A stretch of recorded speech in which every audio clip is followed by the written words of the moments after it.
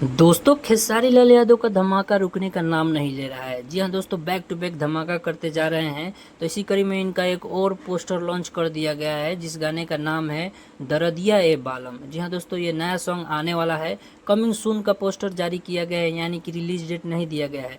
बहुत जल्द आप सभी को इसका रिलीज डेट भी जारी कर दिया जाएगा। तो दोस्तों गाने का पूरी डिटेल्स देते हैं इस वीडियो में, तो वीडियो में लास्ट तक बने रहिए। दोस्तों गाना ये वो राइटर लिखे हैं जो खेसारी लाल यादव के बहुत बड़े बड़े गाने दिए हैं, जो कि 500 मिलियन गया है। वही ये राइटर होने वाले हैं। तो जी हाँ दोस्तों, गाना लिखे हैं टुनटुन यादव।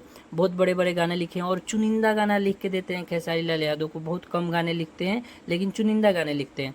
म्यूजिक दिए हैं राहुल यादव, जो कि एक नए म्यूजिक डायरेक्टर हैं, खेसारी लाल यादव के साथ जुड़े हुए हैं।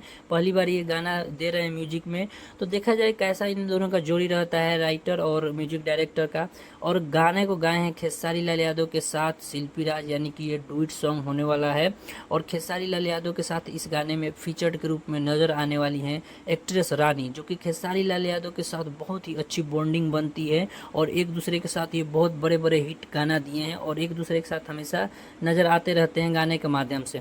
तो दोस्तों इस गाने में होने वाली है रानी।